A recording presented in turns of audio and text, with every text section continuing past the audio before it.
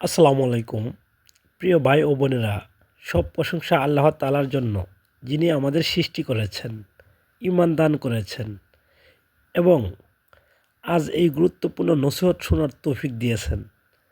দুরূদ ও সালাম বর্ষিত হোক আমাদের প্রিয় নবী হযরত মুহাম্মদ সাল্লাল্লাহু আলাইহি সাল্লামের উপর, যিনি আমাদের শিখিয়ে গেছেন কোন আমল করলে আল্লাহ খুশি হন আর কোন আমলে আল্লাহ অসন্তুষ্টি হন। আজকের আলোচনা বিষয়, যে আমল করলে আল্লাহ তাআলা খুশি হন। নাম্বার 1, সময় মতো ফরজ নামাজ আদায়। প্রিয় মুসলিম ভাই ও বোনেরা, ইসলামের মূল ভিত্তি হলো নামাজ। রাসূলুল্লাহ সাল্লাল্লাহু আলাইহি সাল্লামকে জিজ্ঞেস করা হয়েছিল, আল্লাহর কাছে সবচেয়ে প্রিয় আমল কোনটি? তিনি বললেন, সময় মতো ফরজ নামাজ আদায় করা। সহিহ বুখারী ও সহিহ মুসলিম। যে বান্দা নামাজকে গুরুত্ব দেয়, আল্লাহ তার জীবনকে গুরুত্ব দেন। নামাজ ছেড়ে দিলে আল্লাহর সন্তুষ্টি হারিয়ে যায়। নাম্বার 2, খাঁটি তওবা করলে আল্লাহ খুশি হন। প্রিয় ভাই ও বোনেরা, আমরা সবাই গুনাহ করি, কিন্তু আল্লাহ সবচেয়ে বেশি খুশি হন যখন বান্দা গুনাহ ছেড়ে তার দিকে ফিরে আসে। রাসূলুল্লাহ সাল্লাল্লাহু আলাইহি সাল্লাম বলেছেন, বান্দা যখন তওবা করে, আল্লাহ তাআলা তার তওবার এত বেশি খুশি হন যেমন মরুভূমিতে হারানো উট ফিরে পেলে মানুষ খুশি হয়। সহিহ মুসলিম। আল্লাহ বলেন, হে আমার বান্দারা, তোমরা আল্লাহর রহমত থেকে নিরাশ হও না। আর যদি মন থেকে তওবা করি, আল্লাহ খুশি হয়ে সকল গুনাহ মাফ করে দিতে পারেন। নাম্বার 3, পিতামাতার খেদমত করলে আল্লাহ খুশি হন। পিতামাতার মর্যাদা ইসলামে অত্যন্ত উচ্চ। রাসূলুল্লাহ সাল্লাল্লাহু আলাইহি সাল্লাম বলেছেন, আল্লাহর সন্তুষ্টি পিতার সন্তুষ্টিতে এবং আল্লাহর অসন্তুষ্টি পিতার অসন্তুষ্টিতে। সুনানে তিরমিজি। আর এক হাদিসে এসেছে, জান্নাত মায়ের পায়ের নিচে। সুনান নাসাই।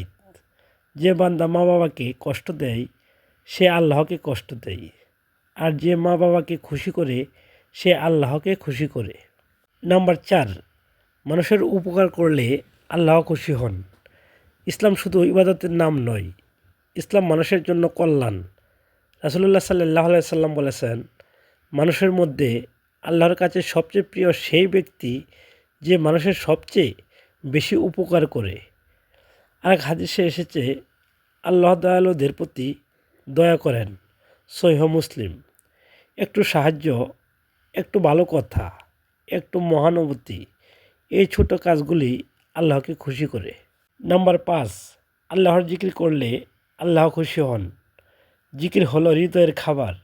আল্লাহ তাআলা বলেন, তোমরা আমাকে স্মরণ করো, আমি তোমাদের স্মরণ করব। সূরা বাকারা। রাসূলুল্লাহ সাল্লাল্লাহু আলাইহি সাল্লাম বলেছেন, যে ব্যক্তি আল্লাহকে স্মরণ করে এবং যে স্মরণ করে না, তাদের উদাহরণ জীবিত ও মৃতর মতো। সহিহ বুখারী।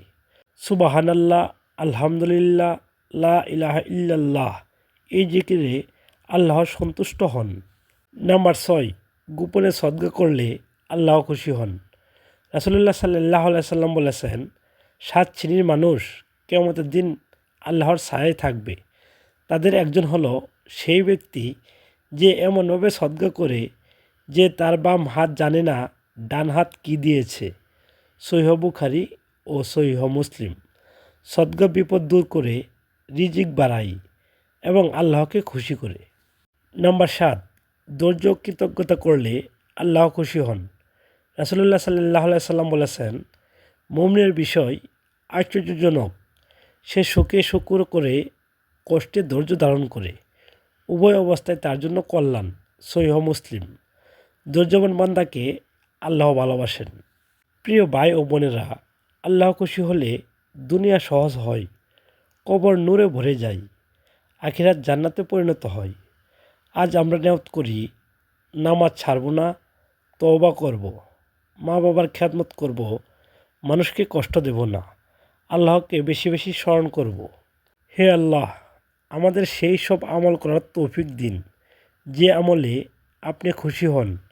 আমাদের গুনাহ মাফ করুন, আমাদের অন্তরকে হেদায়েত দিন এবং ঈমানের উপর মৃত্যু দান করুন। আমিন। সম্মানিত ভিউয়ার্স, ভিডিওটি একটি লাইক দিয়ে চ্যানেলটি সাবস্ক্রাইব করে রাখবেন।